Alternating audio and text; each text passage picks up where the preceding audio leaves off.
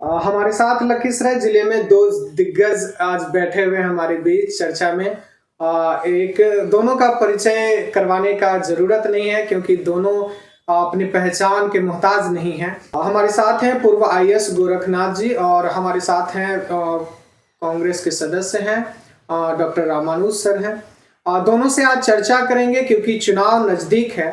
तो सर हम सबसे पहले शुरुआत करते हैं सवालों का गोरखनाथ सर से। सर, आगामी चुनाव विधानसभा का अब आगाज है, कह सकते हैं दहलीज पे है, और उस क्षण पे मैं ये सवाल ले रहा हूँ कि अब वो मेढक जो तालाब में बैठे थे वो निकलने शुरू हो गए हैं।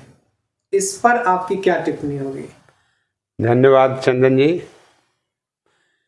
अब जैसे 2025 का चुनाव अक्टूबर नवंबर में संभावित है, घोषणा होगी और हर पार्टी अपनी अपनी तैयारी शुरू कर दिया है।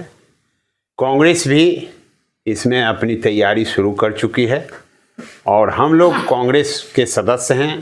कांग्रेस में हमने ज्वाइन किया है, हमारे साथ रामानुज बाबू भी यहाँ से ज्वाइन किए हैं और कांग्रेस पार्टी द्वारा बहुत सारी एक्टिविटी यहाँ चलाई जा रही है। अब हम लोग गांव की ओर जाने वाले हैं, गांव की ओर जाएंगे, गांव के लोगों से मिलेंगे, गांव की जन समस्याओं को सुनेंगे, उसके निराकरण का उपाय करेंगे।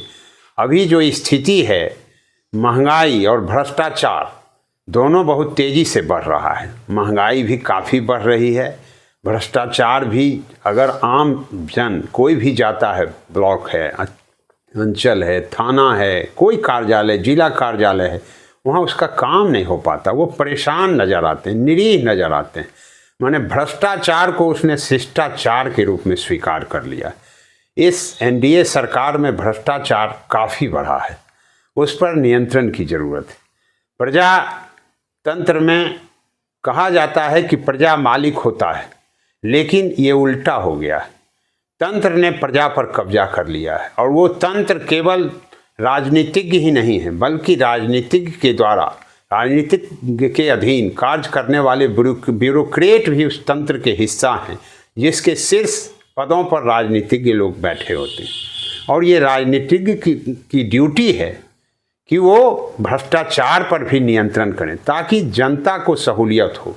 तो ये हम उसको जगाएंगे। आज जो शिक्षा, स्वास्थ्य, रोजगार की जो स्थिति है, आप देखेंगे कि रोजगार में कैलेंडर ईयर वैकेंसी आनी चाहिए, लेकिन अभी क्या हो रहा है, 5 साल तक वैकेंसियां नहीं दी जाती है। चुनाव आता है तो एक बार वैकेंसी खोल दी जाती है। यानी सरकार के संसाधन का दुरुपयोग करके जनता को लुभाया जाता है ताकि फिर हम जीत के आवें और फिर 5 साल उसी तरह से राज करें। लेकिन इस पर नियंत्रण करने का दायित्व आम जन का ही है और हम इसी आम जन को ये बात उसके जेहन में उतारने के लिए गांव-गांव घूमेंगे भी। सर, इसी में एक सवाल ले रहे हैं कि जब आप सरकार में साथ में थे, तब क्या गांव की याद नहीं आई कांग्रेस को? देखिए, सरकार में जब साथ में थे तो सरकार का हिस्सा थे। उस समय भी जो कांग्रेस के द्वारा जो भी गलत काम पहले किया गया या उस समय जो किया जाता था, उस पर विरोध हमेशा होता रहा। बहुत सारे इसके उदाहरण भी आपको मिलेंगे कि जैसे बेरोजगारी काफ़ी थी और जब हम साथ में आए तो रोजगार का द्वार खुला और 17 महीने जो पिछले चले उसमें काफ़ी वैकेंसी निकली और ये दबाव सरकार पर बना कि अब जो एनडीए की सरकार फिर पलट के आई तो उस सरकार में भी वैकेंसी का द्वार खोलना पड़ा सरकार को। तो जब तक अभी जैसे हम लोग विपक्ष में, विपक्ष का भी दायित्व है कि सत्ता पक्ष को आंदोलित करे, सत्ता पक्ष को जगाए, उसकी कमियों को उजागर करे। तो जब सत्ता में थे तब भी हमने अपनी कमियों को स्वीकार करके उजागर किया और उसके अनुरूप अपना निर्णय भी कराया और अभी भी हम कर रहे हैं। जहां 4 लेन की बातें चल रही है, मोकामा से मुंगेर बनने की, जहां तक हम लोग जानते हैं कि पहले भी वो पास हो चुका था, फिर दोबारा से नितिन गडकरी जी से पास करवाना, क्या लगता है आपको इसके पीछे? अभी देखिए, अब चुनाव आने वाला है तो चुनावी स्टंट पब्लिक को तो दिग्भ्रमित किया जाएगा कहीं ना कहीं एक जो भी योजनाएं पास होती है तो उसके पहले लाइन अलाइनमेंट क्लियर होता है, उसके बाद लैंड एक्विजिशन होता है और उसके बाद योजना धरातल पर उतरता है। लैंड एक्विजिशन इतनी जटिल प्रक्रिया है कि कम से कम 5 साल लगता है। तो ये चुनाव के समय चुनावी स्टंट एक दे दिया गया ताकि यहाँ के लोग दिग्भ्रमित रहे। कांग्रेस में बहुत सारे नेता जुड़ते अब जा रहे हैं, चुनाव जैसे जैसे नजदीक आ रहा है। आपकी भी चर्चाएं जोरों से गर्म है कि पुराने कांग्रेसी नेता को आप पीछे छोड़ रहे हैं। देखिए, कांग्रेस एक नेशनल पार्टी, अभी देश की जो स्थिति है, देश में हिटलरशाही शासन व्यवस्था कायम हो चुकी है। धार्मिक आधार पर और हिंदू मुस्लिम के आधार पर देश को बांट दिया गया है। जो संविधान में 3 तंत्र बनाए गए हैं शासन चलाने के लिए, विधायिका, कार्यपालिका और न्यायपालिका, ये तीनों लगभग ध्वस्त हो चुकी है। जितने तंत्र सरकार के बनाए गए हैं भ्रष्टाचार पर नियंत्रण के लिए, क्राइम कंट्रोल के लिए, उसका दुरुपयोग हो रहा है और इसके विरुद्ध एकमात्र भारत में कांग्रेस पार्टी के लीडर राहुल गांधी ही उसके विरुद्ध आवाज़ उठा रहे हैं, हमला कर रहे हैं। अगर इस देश में उनकी आवाज़ को दबा दिया गया तो ये देश हिटलरशाही के रूप में निरंकुश हो जाएगा और जनता निरीह हो जाएगी। अभी स्थिति ये हो गई है कि अमीर तेजी से अमीर हो रहा है और गरीब तेजी से गरीब हो रहा है और मध्यम वर्ग इसमें पिसा जा रहा है, मध्यम वर्ग का आकार सिकुड़ता जा रहा है। इस कारणवश हमने कांग्रेस ज्वाइन किया।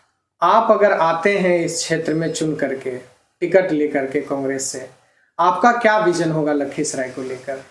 लखीसराय का के लेकर मेरा विजन होगा कि पहले लखीसराय के जो नवयुवक हैं, जो युवा शिक्षा ले रहे हैं, उनकी सोच बदलना है, उनको शिक्षा में अव्वल बनाना है। बड़ी सोच का बड़ी जादू। जैसे जब सोच आप बड़ा रखिएगा, अभी क्या है, अभी बच्चे बड़ी छोटी सोच रख रहे हैं क्योंकि शिक्षा का घोर अभाव है। शिक्षा आज भी पूरे इंडिया में अगर सभी स्टेट से हम तुलना करते हैं तो बिहार अंतिम पावदान पर खड़ा है। तो हम शिक्षा के क्षेत्र में इस पूरे जिले को अव्वल बनाने का वादा करते हैं और इसमें सार्थक प्रयास भी करेंगे। दूसरा, चूँकि मैं हेल्थ सेक्रेटरी भी रहा था, स्वास्थ्य की बहुत बदहाल व्यवस्था हमने यहाँ देखी है। मैं स्वास्थ्य के क्षेत्र में भी इस क्षेत्र को अव्वल बनाने का वादा करता हूँ। और अभी भी देखिए कनेक्टिविटी अभी भी लखीसराय की बहुत ही पुअर है। लखीसराय का बाजार भी इतना संकीर्ण है।